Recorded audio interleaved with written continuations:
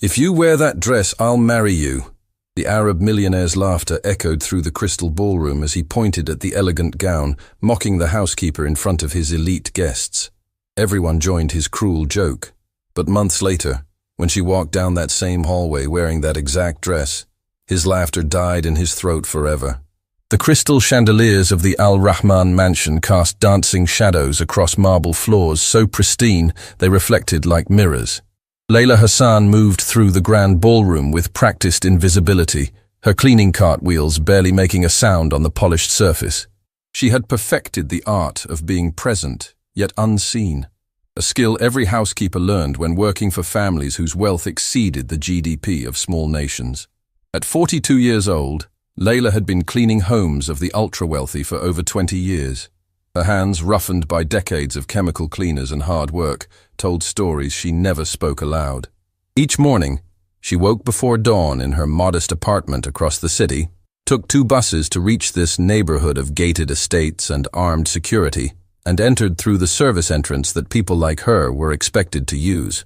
The Al Rahman estate was her latest assignment through the Prestige Domestic Services Agency, and it was unlike anything she had encountered before. Khalid Al Rahman, at 38 years old, had built a technology and real estate empire that spanned 3 continents. His mansion was a monument to excess: 12 bedrooms, 15 bathrooms, an indoor pool, a private cinema, and a ballroom that could host 200 guests comfortably. But what struck Layla most wasn't the wealth itself. She had cleaned enough mansions to become numb to luxury. What disturbed her was the atmosphere of casual cruelty that permeated every interaction between Khalid and those he considered beneath him. "Layla!" The sharp voice of Victoria Sterling, the estate manager, cut through her thoughts. Victoria was a woman who had climbed from middle management to her current position through a combination of efficiency and an almost sadistic attention to detail. "Mr. Al Rahman wants the ballroom perfect for tonight's engagement party. Not good, perfect. Do you understand the difference?" "Yes, ma'am," Layla responded quietly, keeping her eyes lowered as she had learned to do. "I doubt that," Victoria sneered, walking closer to inspect Layla's work with the intensity of a military general. "People like you think clean enough is acceptable. But Mr. Al Rahman's guests tonight include ministers, ambassadors, and business moguls who could buy your entire neighborhood with pocket change. 1 fingerprint on a champagne glass, 1 speck of dust on a table, and you'll be back on the streets looking for work." Layla wanted to point out that she had never left a fingerprint or speck of dust in 20 years of professional work. She wanted to say that her attention to detail had earned her the highest ratings at every previous assignment. But she had learned long ago that defending yourself to people who had already decided you were inferior only made things worse. "I understand, ma'am. Everything will be perfect." Victoria circled her like a predator, clearly hoping to find something to criticize. "The dress has arrived," she said suddenly, her voice taking on a different quality. "Mr. Al Rahman's fiancée's engagement dress. It cost more than you'll earn in your entire lifetime. It's in the display room. You'll clean that room last, and you'll be extremely careful not to breathe on the dress, touch the dress, or even look at the dress for too long. Am I clear?" "Crystal clear, ma'am." As Victoria's heels clicked away across the marble, Layla felt something unfamiliar stirring in her chest. It wasn't anger exactly, though anger was certainly part of it. It was a bone-deep weariness, with being treated as something less than human. She had endured decades of condescension, of being spoken to as if her economic circumstances indicated intellectual or moral deficiency. But lately, something inside her had begun to shift. She couldn't quite name it yet, but it felt like the moment before a storm when the air pressure changes and you know something significant is coming. The afternoon passed in a blur of polishing, arranging, and perfecting every detail of the ballroom. Layla worked with the focused intensity that had made her excellent at her job, even if that excellence was never acknowledged. Other staff members came and went, caterers setting up elaborate food stations, florists arranging exotic blooms that had been flown in from 3 different countries, sound technicians testing equipment for the evening's entertainment. She overheard snippets of conversation that painted a picture of the evening's main event. Khalid al-Rahman was announcing his engagement to Miranda Blackwood, daughter of a British banking dynasty. It was, according to the whispers, more of a merger than a marriage, combining Middle Eastern oil wealth with European financial power in a union that would be covered by society pages worldwide. As the sun began to set, casting golden light through the floor-to-ceiling windows, Layla made her way to the display room where the engagement dress waited. Victoria's warning echoed in her mind, but she was professional. She would clean the room without incident, as she always did. But when she opened the door and saw the dress, something inside her chest constricted painfully. It was breathtaking. A creation of flowing silk and intricate beadwork. It hung on a mannequin in the center of the room like a piece of art. The craftsmanship was extraordinary. Thousands of tiny crystals catching the light, creating the illusion that the dress itself was alive and breathing. Layla had seen expensive things before, but this transcended mere expense. This was artistry. For just a moment, she allowed herself to imagine what it might feel like to wear something so beautiful. Not because she wanted luxury for luxury's sake, but because the dress represented something she had never experienced. Being valued, being celebrated, being seen as worthy of something exquisite. The moment shattered when she heard footsteps approaching. Multiple footsteps, accompanied by loud laughter and the clink of glasses. She immediately stepped back from the dress, positioned herself against the wall in the posture of invisibility she had perfected, and waited. Khalid al-Rahman entered first, surrounded by a group of similarly wealthy men who reeked of cologne and entitlement. He was handsome in the way that unlimited resources could make anyone handsome. Perfectly groomed, expensively dressed, radiating the confidence of someone who had never been told no in his entire life. "Gentlemen, this is the dress," Khalid announced with the pride of someone showing off a prized possession.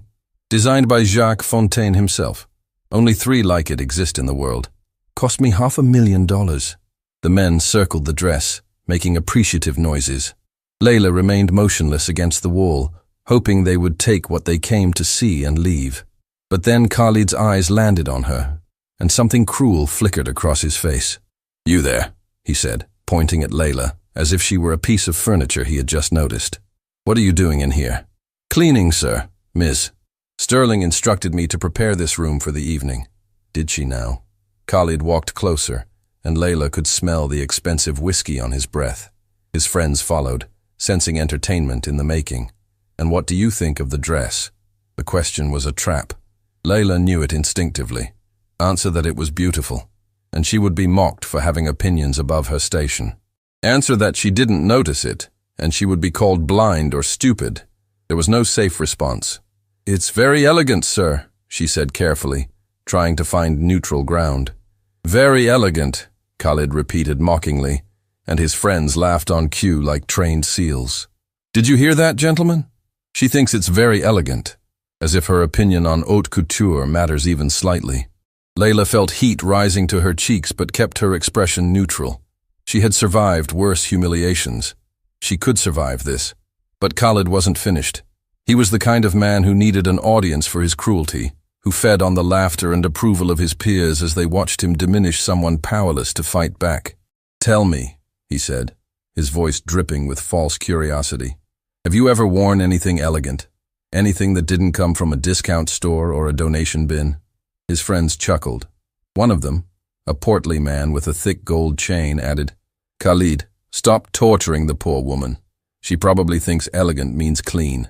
The laughter grew louder. Layla's hands, hidden behind her back, clenched into fists. She wanted to tell them that she knew more about true elegance than any of them ever would. That elegance wasn't about expensive fabric, but about how you treated other human beings. That there was nothing elegant about humiliating someone for your friend's entertainment. But she said nothing, because she needed this job. Because she had bills to pay, and a daughter whose university tuition depended on her swallowing her pride and accepting whatever degradation came her way. Then Khalid had what he clearly thought was a hilarious idea. "I'll tell you what," he said, his voice rising with the excitement of his own perceived cleverness. "Why don't you try on the dress, just for a moment? I want to see what $500,000 looks like on someone who probably earns that much in, what, 20 lifetimes?" The room fell silent, except for a few gasps and nervous giggles. Even his friends seemed unsure if Khalid had gone too far. But Khalid was warming to his theme, energized by the shocked reactions. "No, seriously," he continued, walking to the dress and gesturing at it dramatically. "Come on. Try it on. If you can wear it without looking absolutely ridiculous, if you can somehow make that dress look like it belongs on you." He paused for effect. "Then I'll marry you instead of Miranda." The room exploded in laughter. His friends howled as if it was the funniest joke they had ever heard. The portly man with the gold chain slapped his knee repeatedly. Another friend, tall and thin with a perpetual sneer, actually had tears running down his face from laughing so hard. "Oh my God, Khalid," the tall friend gasped between laughs. "Marry the housekeeper. Can you imagine? Your mother would have a heart attack. The wedding photos would be priceless," another added. "Put her next to Miranda and see which one actually belongs in our world." Khalid basked in the reaction, clearly feeling like a comedy genius. He looked at Layla expectantly, waiting for her to either try on the dress and provide more entertainment, or flee in embarrassment, which would also be entertaining. But Layla didn't flee, and she didn't try on the dress. Instead, she did something that surprised everyone in the room, including herself. She looked Khalid directly in the eyes for the first time since he had entered the room, not with defiance exactly, but with a quiet dignity that somehow made his laughter seem hollow and pathetic. "No thank you, sir," she said clearly. "I don't try on things that don't belong to me." The laughter died instantly. Khalid's expression flickered between confusion and anger at having his joke interrupted. His friends looked at each other uncertainly, unsure how to react to a housekeeper who had just refused to play along with their entertainment. "Excuse me," Khalid said, his voice dangerous now. "The dress belongs to your fiancé," Layla continued with the same quiet firmness. "It wouldn't be appropriate for me to try it on. Now, if you'll excuse me, I have work to finish before the party begins." She moved toward the door, but Khalid stepped into her path. The cruel playfulness had vanished from his face, replaced by genuine anger at being challenged by someone he considered insignificant. "You think you're clever," he said softly, but his voice carried a threat. "You think refusing makes you somehow better than the joke I was making. But let me tell you something, Cleaner. You could wear that dress, you could wear 100 dresses like it, and you would still be exactly what you are. You would still be invisible. You would still be someone whose only value is in how well you scrub my floors." The words were designed to hurt, to put her back in the place he thought she belonged. And they did hurt, but they also did something else. They crystallized something that had been forming in Layla's mind for months, maybe years. She was tired, bone deep, soul level tired. Tired of being invisible, tired of swallowing her dignity, tired of watching people who had never worked a day in their lives mock those who worked every day just to survive. "Is that what you really think?" she asked quietly. "That the only thing that gives a person value is wealth? That someone who cleans is automatically less than someone who inherited money?" Khalid laughed, but it sounded forced now. "I didn't inherit all my money. I built an empire. With your father's initial investment, with connections you were born into, with opportunities that people like me will never have," Layla responded. She wasn't sure where this courage was coming from, but once she started, she couldn't stop. "You think you're self-made, but you started the race halfway to the finish line, while the rest of us were still trying to find the track." His friends had gone completely silent, watching this unexpected confrontation unfold.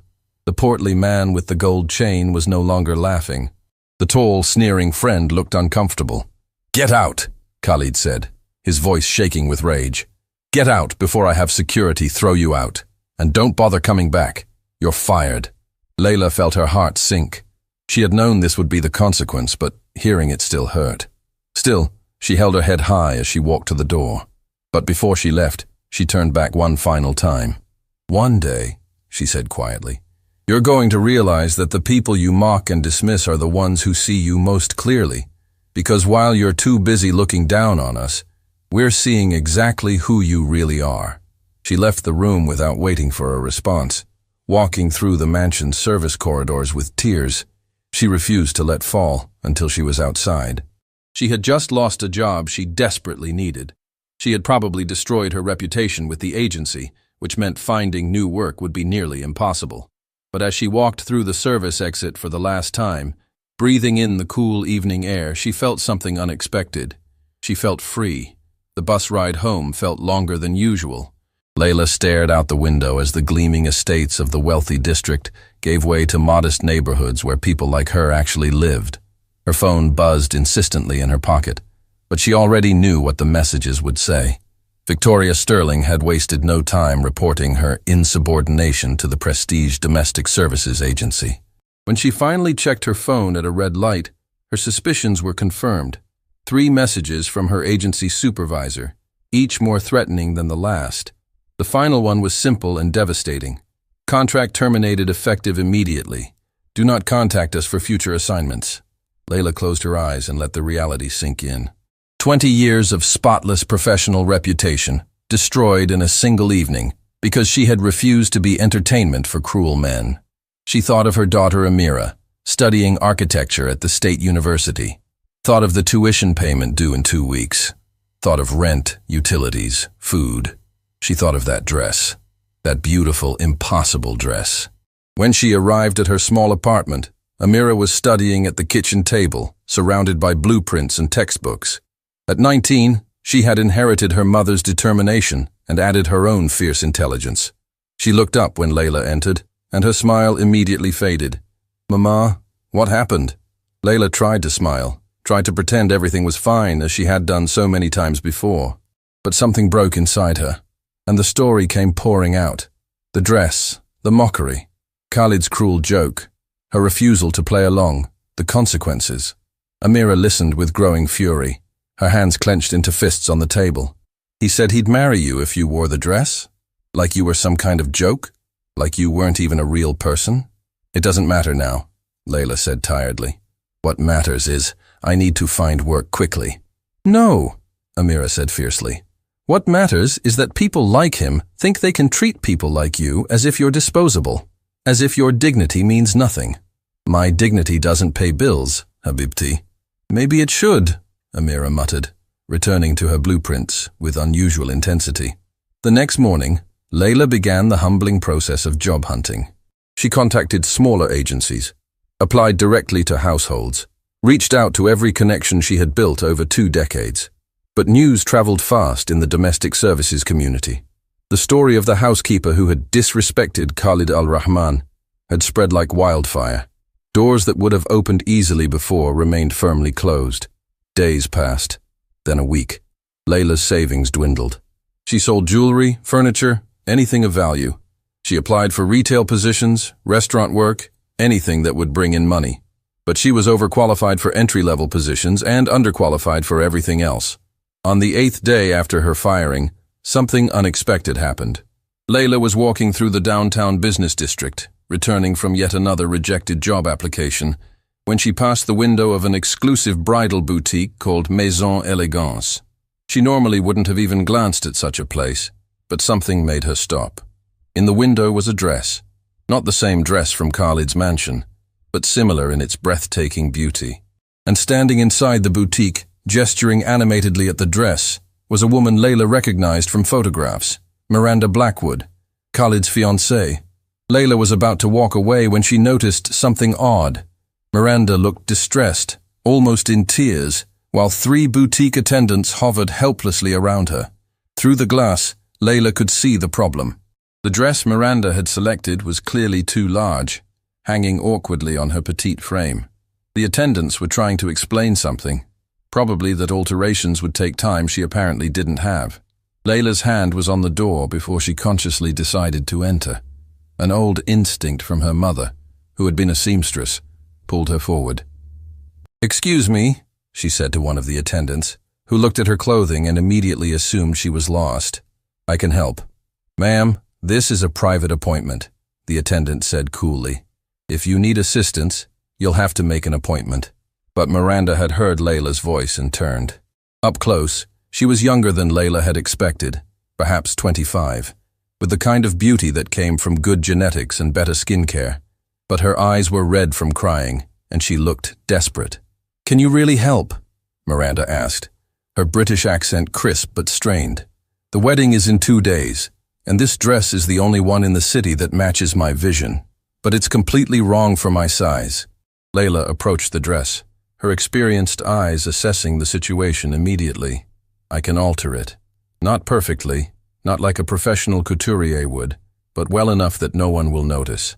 I'll need access to a sewing room in 6 hours. The head attendant scoffed. And who are you exactly? We can't just let anyone— Let her try, Miranda interrupted. What do I have to lose at this point? What followed was 6 hours of the most intense work Layla had done in years. The boutique's sewing room became her domain as she measured, cut, pinned, and stitched with the precision her mother had taught her decades ago. Miranda stayed, watching in fascination as Layla transformed the ill-fitting gown into something that looked custom-made. They talked while Layla worked. Miranda revealed things she probably wouldn't have shared under normal circumstances. About the pressure from both families to make this marriage work. About Khalid's drinking and his cruel sense of humor. About feeling trapped in a life that looked perfect from the outside but felt hollow within. He mocks people, Miranda said quietly. His staff, waiters, drivers, anyone he sees is beneath him. I've tried to say something, but he just laughs and tells me I'm too sensitive. Layla's hands paused briefly on the fabric. He mocked me, she said, a week ago. I was cleaning his mansion, and he made a joke about me trying on your engagement dress. Said he'd marry me instead if I could wear it without looking ridiculous. Miranda's face went pale. That's disgusting. I'm so sorry. It wasn't your fault. But I refused to play along, and he fired me. I've been unemployed since. Silence fell between them, heavy with shared understanding. Finally, Miranda spoke. What if I hired you? Not as a housekeeper, but as my personal attendant. I need someone around me who isn't afraid to tell the truth, who isn't performing for Khalid's approval. Layla looked up from her sewing. Your fiancé would never allow it. He doesn't control everything, Miranda said with sudden steel in her voice. Not yet, anyway. When Layla finished the alterations, Miranda stood before the mirror in the transformed dress, and tears filled her eyes again. But these were different tears. It's perfect, she whispered. You're an artist. I'm a housekeeper who learned to sew from her mother, Layla corrected gently.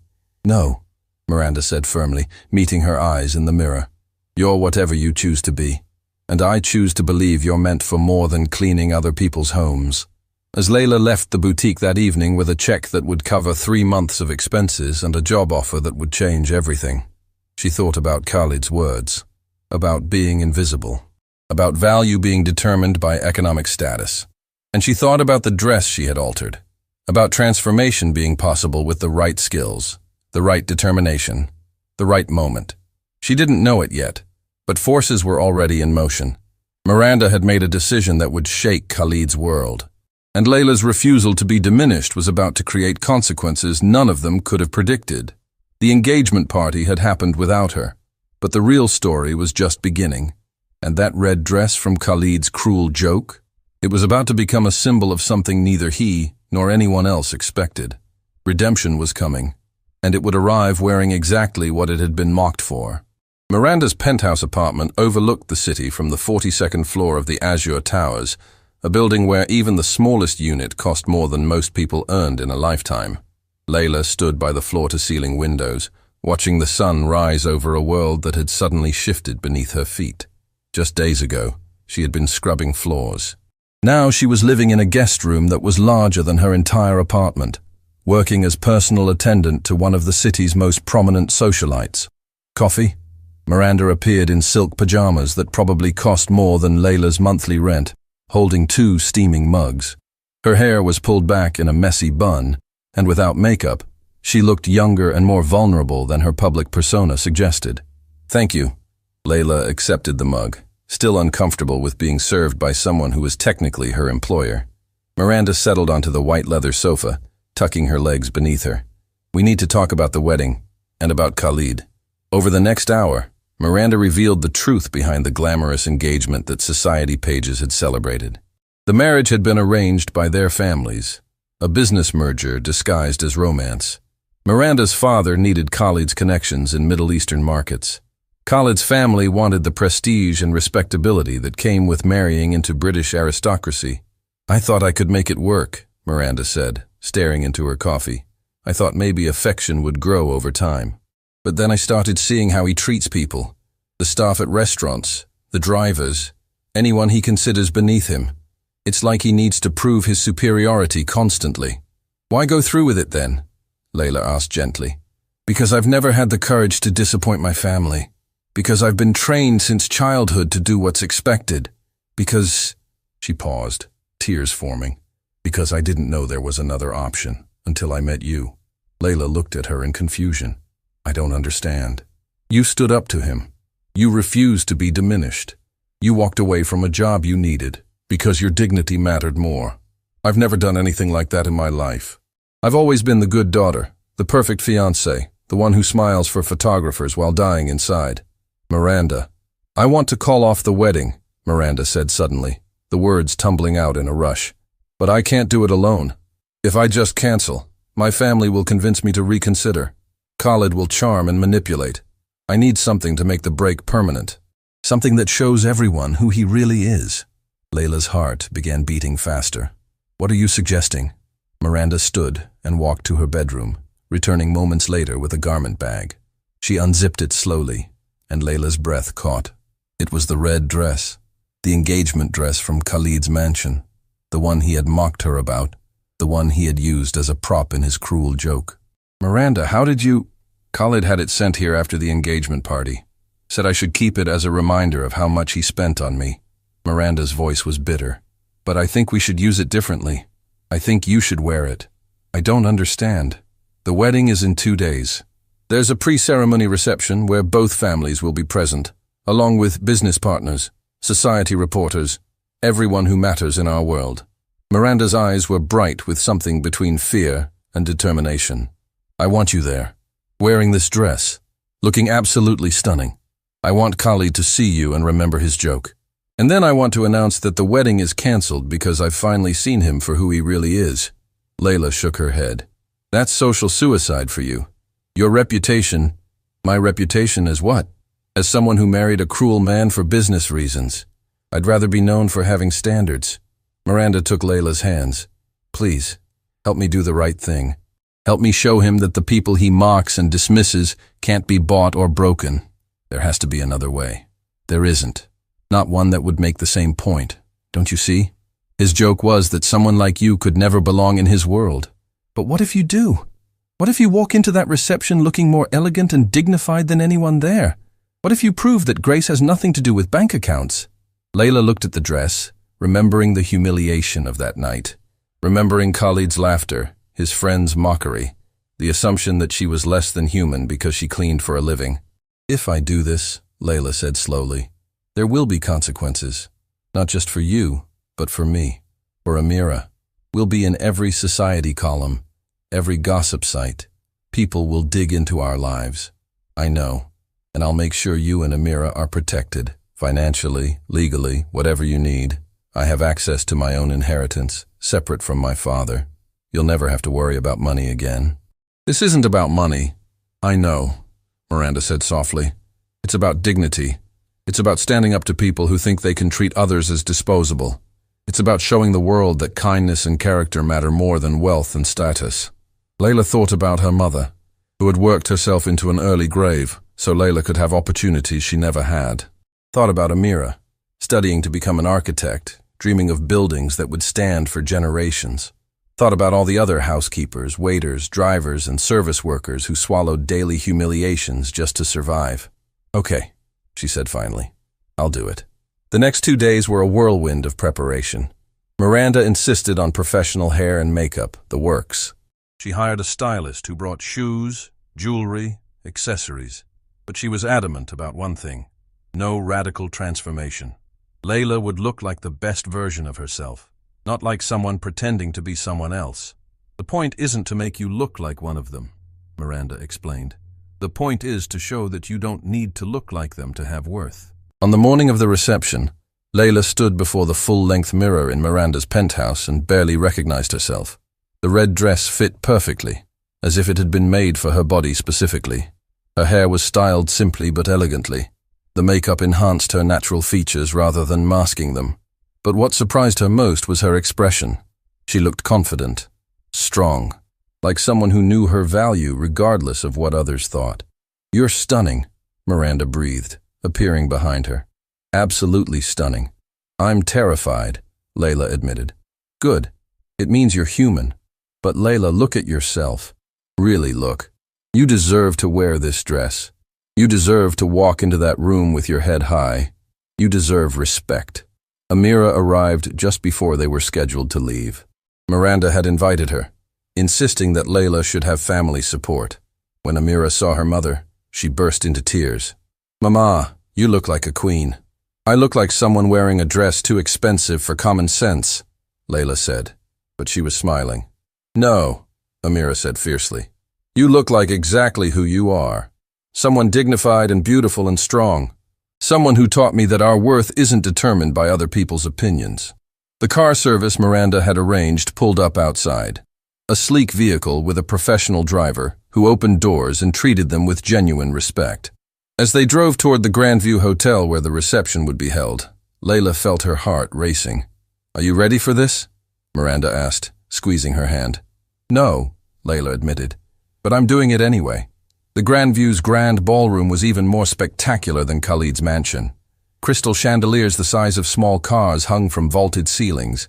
Ice sculptures melted slowly on tables laden with delicacies flown in from around the world.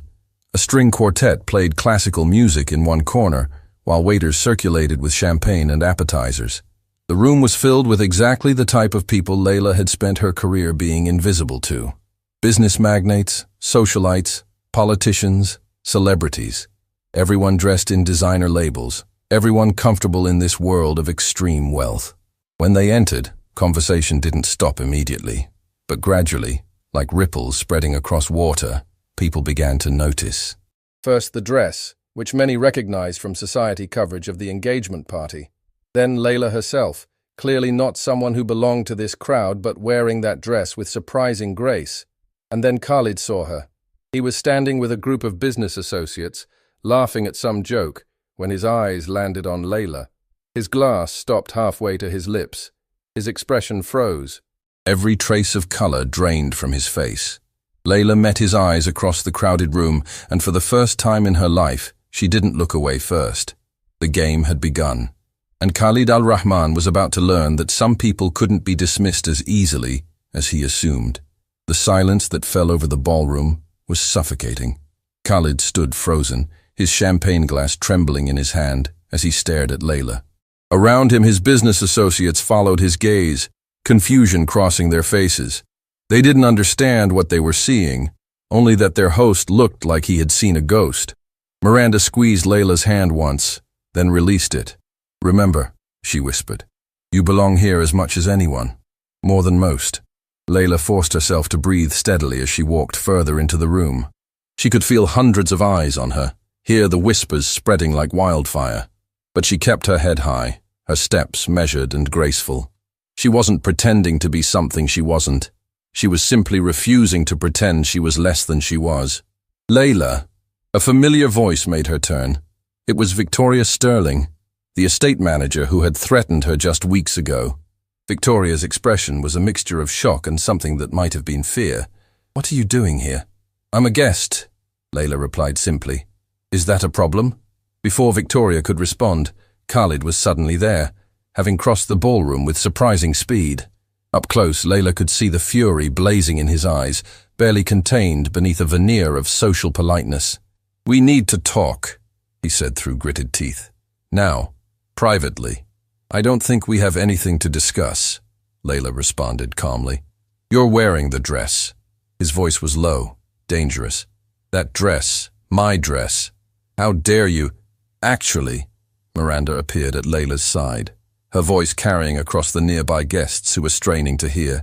"It's my dress, and I invited Layla to wear it." "Is there a problem, Khalid?" The question hung in the air like a challenge. Khalid looked between Miranda and Layla, clearly struggling to maintain composure in front of so many important people. His friends from that night at the mansion had noticed the commotion and were making their way over. "Miranda, what's going on?" The portly man with the gold chain had confusion written all over his face. "Isn't that the woman from... Wait, isn't she the housekeeper?" "Was," Khalid corrected sharply. She was a housekeeper until she forgot her place. Her place? An unexpected voice joined the conversation. An elderly woman in an elegant navy ensemble approached, her silver hair perfectly coiffed, her eyes sharp with intelligence. "And what place would that be, Mr. Al-Rahman?" Khalid's expression shifted to one of forced respect. "Mrs. Catherine Whitmore, I didn't realize you'd arrived. I just meant—" "I heard what you meant," Mrs. Whitmore interrupted. She was a legendary figure in society circles, old money from a banking dynasty that predated most of the new fortunes in the room. Her opinion could make or break reputations. "And I'm curious what you mean by her place. Please do elaborate." The surrounding guests had gone completely quiet, sensing drama. Khalid's jaw tightened. "It's a private matter, made very public by your reaction," Mrs. Whitmore observed dryly. She turned to Layla, her expression softening. "My dear, that dress is absolutely stunning on you. And unless I'm mistaken, you're the same woman who did those extraordinary alterations on Miranda's wedding gown?" She showed me photographs. The workmanship was museum quality. "Thank you, ma'am," Layla responded quietly. "My mother was a seamstress. She taught me." "Clearly she taught you well. Tell me, what brings you to this evening's festivities?" Before Layla could answer, Khalid's tall friend with the perpetual sneer spoke up. "Khalid, isn't she the one you made that joke about? Remember, you said if she could wear the engagement dress without looking ridiculous, you'd marry her instead of Miranda." The statement dropped like a bomb. Gasps rippled through the crowd. "Mrs. Whitmore's expression turned glacial as she looked at Khalid. "You said what?" Miranda's voice was sharp as broken glass. "It was just a joke," Khalid said quickly, but sweat was forming on his forehead. "A harmless joke among friends. She's making too much of it." "A harmless joke?" Layla spoke now, her voice steady, despite the emotion churning inside her. "You mocked me in front of your friends for entertainment. You suggested I try on a dress worth more than I earn in a year, just so you could all laugh at how ridiculous I looked. And when I refused to be your entertainment, you fired me and destroyed my professional reputation." "That's not—" Khalid started. "It's exactly what happened," Miranda interrupted. "And it wasn't the first time, was it, Khalid? Should we talk about how you treat restaurant staff, or drivers, or the woman who cleans your office? Miranda, we should discuss this privately." "Why?" Miranda's voice rose. "So you can convince me it's fine? So you can explain that treating people as if they're less than human is just your sense of humor? I'm done with private conversations where you gaslight me into thinking cruelty is acceptable." Mrs. Whitmore cleared her throat. "Mr. Al-Rahman, I've known you since you were a child. I knew your father. And I must say, he would be deeply ashamed of the man you've become." The words hit Khalid like physical blows. His father, deceased for 5 years, had been his hero, the man whose approval he had always sought. Several older guests nodded in agreement with Mrs. Whitmore's assessment. "My father built an empire," Khalid began defensively. "Your father built an empire while treating every employee with dignity and respect," Mrs. Whitmore corrected sharply. "I remember him stopping to learn the names of security guards, thanking cleaning staff personally, ensuring everyone who worked for him had health care and fair wages. You inherited his wealth, but not his character." The indictment was devastating, made worse by being delivered in front of the very people whose respect Khalid craved most. His face flushed red with humiliation and rage. "This is ridiculous," he said, his voice rising. "You're all acting like I committed some terrible crime. I made a joke. She's a housekeeper. It's not like she's a human being." Amira's voice cut through his words. Layla's daughter had been watching from the sidelines, but now she stepped forward, young but fierce. "She's a human being who worked 16-hour days to give me opportunities, who sacrificed everything so I could go to university, who taught me that dignity isn't something anyone can take away from you, only something you can give away yourself." "Who even are you?" Khalid snapped. "I'm her daughter, and watching you try to diminish her makes me understand exactly why Miranda is making the choice she's making tonight." Khalid turned to Miranda, realization dawning. "What choice?" Miranda took a deep breath. The moment had arrived. The ballroom was silent, everyone watching, waiting. This was it, the point of no return. "I'm calling off the wedding," Miranda said clearly, her voice carrying across the entire space. "I can't marry someone who treats other people as if they're disposable. Who thinks cruelty is humor? Who measures human worth by bank account balances? Chaos erupted. Gasps, shocked exclamations, the immediate buzz of people pulling out phones to spread the news. Khalid stood stunned, unable to process what was happening. "You can't," he finally said. "The families, the business arrangements, can all be renegotiated by people who actually care about business more than human decency," Miranda finished. "I'm done, Khalid. I'm done pretending your behavior is acceptable. I'm done making excuses. I'm done." She turned to Layla. "And I'm grateful to you for showing me that it's possible to choose dignity over convenience. That standing up for yourself is worth whatever consequences come." Mrs. Whitmore began to clap. Slowly, deliberately, her applause echoed through the silent ballroom. Then others joined. Not everyone, not even most people, but enough. Enough to make it clear that the tide had turned. Khalid looked around wildly, searching for support, but found none. His friends from that night at the mansion had quietly melted into the crowd, unwilling to associate with someone who had just been so publicly humiliated. The business associates were already calculating how to distance themselves from the scandal. "This isn't over," Khalid said, his voice shaking. "You'll regret this. All of you." "No," Layla said quietly but firmly. "The only person who will regret anything is you. Because you had everything, and you threw it away because you couldn't treat people with basic human respect." As Khalid stormed out of the ballroom, his world crumbling around him, Layla felt something she hadn't expected. Not triumph, not vindication, but something quieter and more profound. Peace. She had stood up for herself. She had refused to be diminished. And in doing so, she had helped another woman find the courage to do the same. The red dress had become exactly what Miranda said it would be. Not a symbol of mockery, but a declaration of dignity. The morning after the cancelled wedding, Layla woke in Miranda's guest room to find her phone exploding with notifications. The story had gone viral overnight. Social media was ablaze with debate. News outlets were calling it everything from the Cinderella Rebellion to when dignity defeated wealth. But what surprised Layla most was the direction the narrative had taken. She had expected to be mocked, dismissed, painted as someone who had overstepped. Instead, thousands of people were sharing their own stories.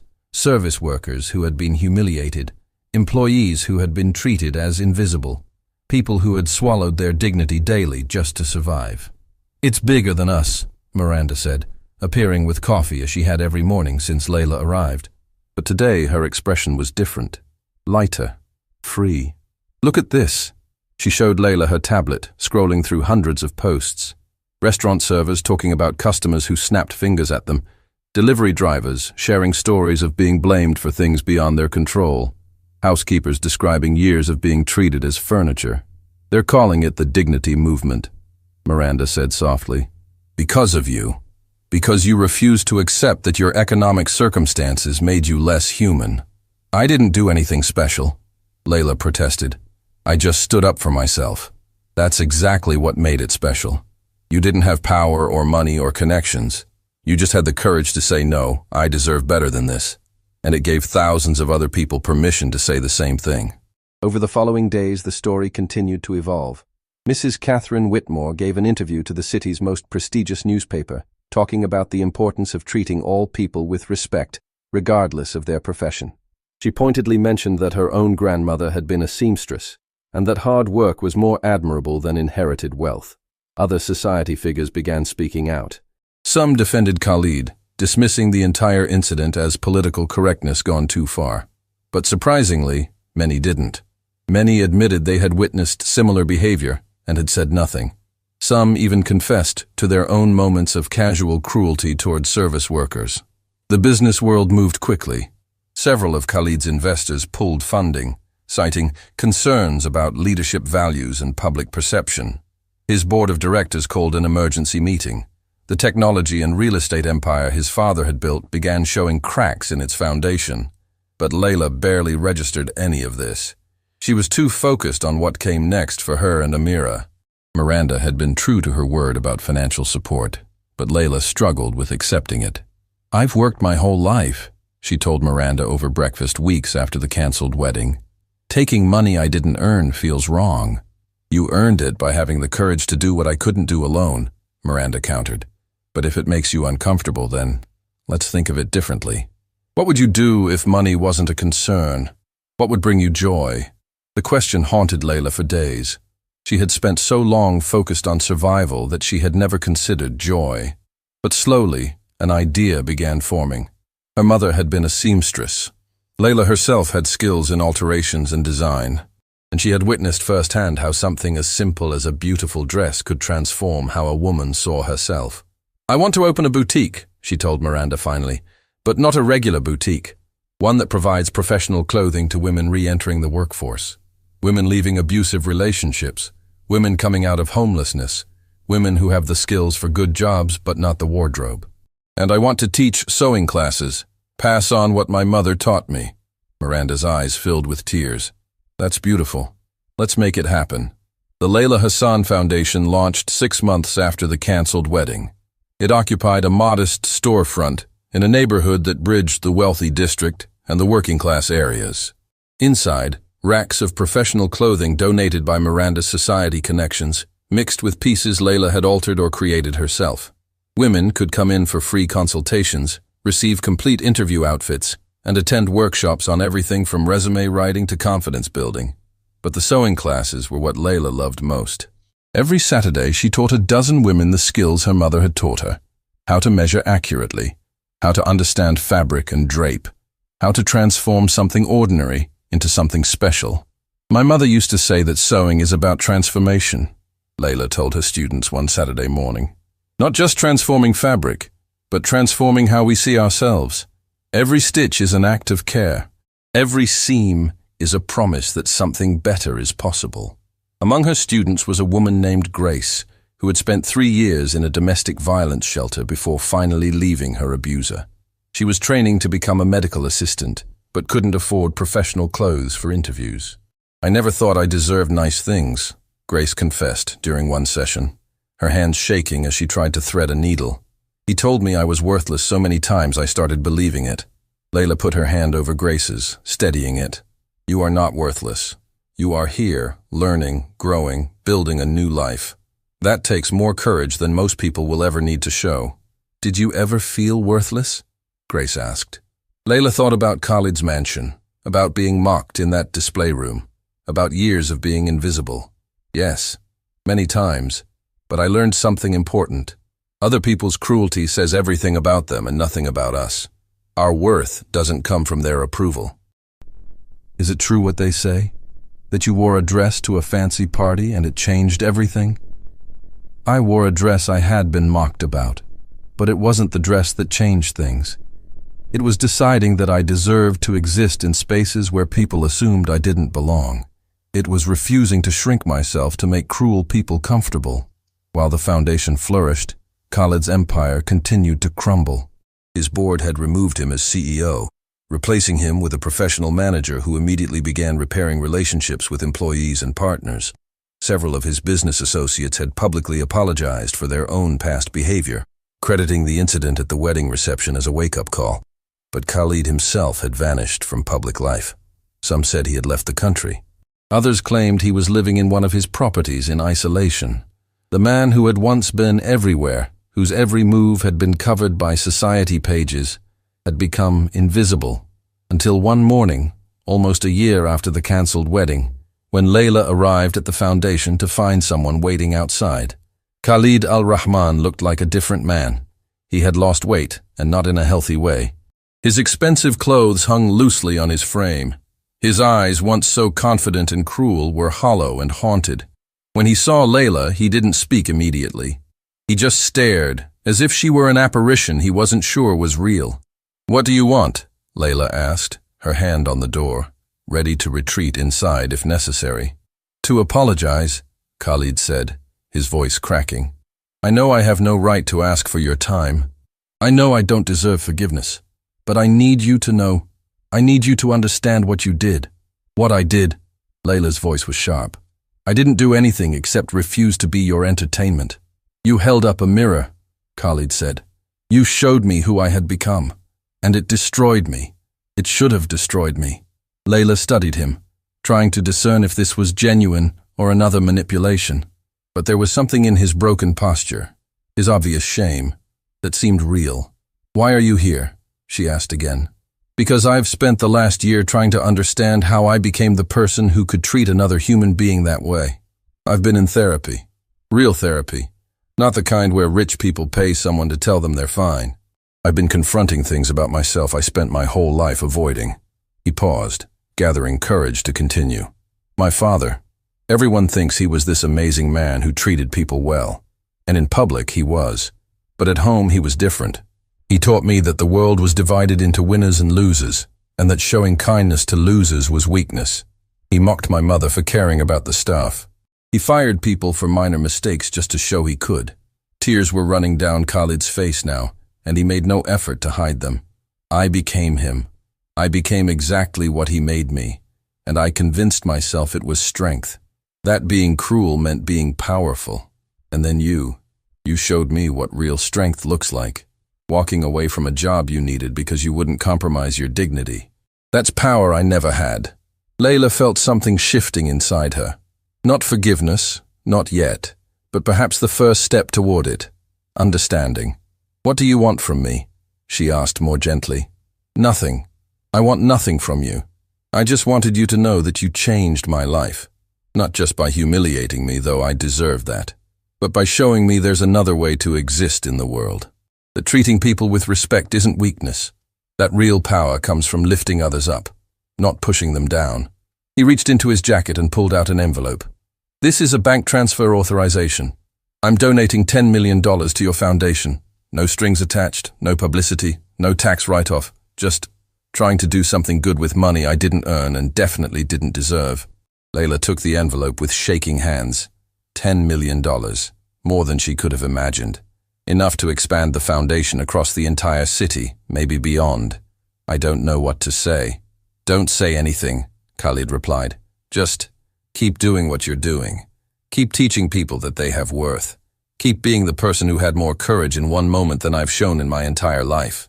He turned to leave, but Layla's voice stopped him. "Khalid?" He looked back, hope and fear warring on his face. "The fact that you're here, that you've spent a year trying to change, that matters. It doesn't erase what you did, but it matters." Fresh tears spilled down his face. "Thank you," he whispered. "Thank you for seeing me as capable of being better."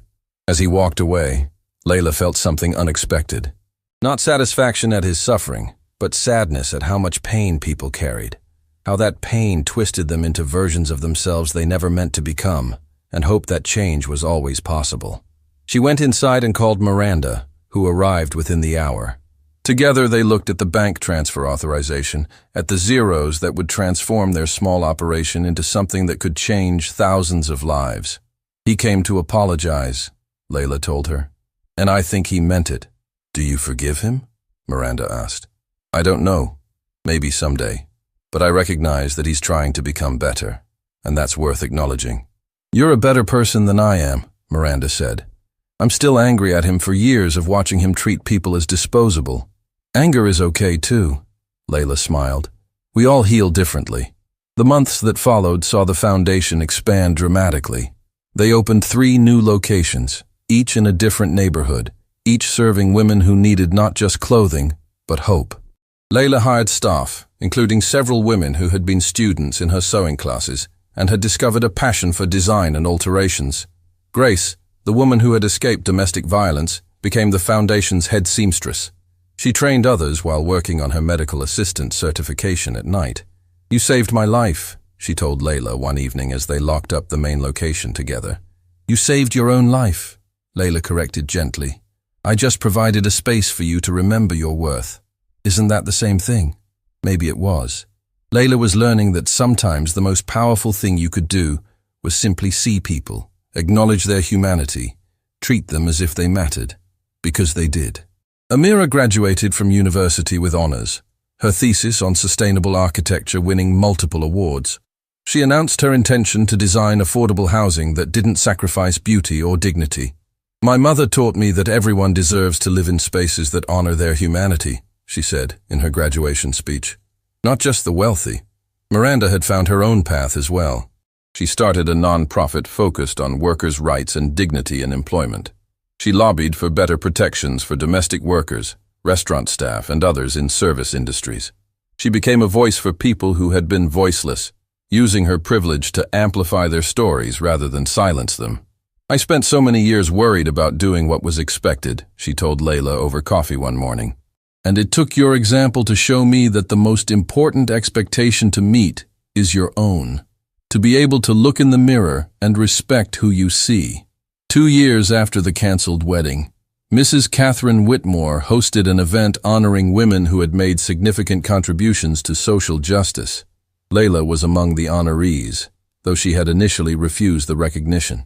"I didn't do anything extraordinary," she protested when Miranda told her about the nomination. "You did something better than extraordinary," Mrs. Whitmore said when she personally called to insist Layla attend. "You did something honest. You refused to accept being treated as less than human, and in doing so, you reminded thousands of other people that they didn't have to accept it either." The night of the ceremony, Layla stood in front of her closet, looking at the clothes that represented her journey. Simple work uniforms from her years as a housekeeper. The red dress that had become a symbol of dignity reclaimed. Beautiful new pieces she had designed and sewn herself. She chose to wear something she had made, a simple but elegant dress in deep blue. Not because she was ashamed of the red dress, but because she wanted to honor all versions of herself. The woman who had cleaned floors, the woman who had worn red and refused to be diminished, the woman who now taught others to stitch together new lives. At the ceremony, she accepted the award with grace, but insisted on sharing the stage with Grace, with other women from the foundation, with everyone who had been part of the movement that started with one moment of refusing to accept cruelty. "This award doesn't belong to me alone," she said, her voice carrying across the ballroom. Ironically, the same ballroom where the cancelled wedding reception had taken place. "It belongs to every person who has been made to feel invisible, every worker who has swallowed humiliation, every human being who has been treated as if their worth is measured by their paycheck." She paused, looking out at the audience. In the crowd, she saw familiar faces. Miranda, beaming with pride.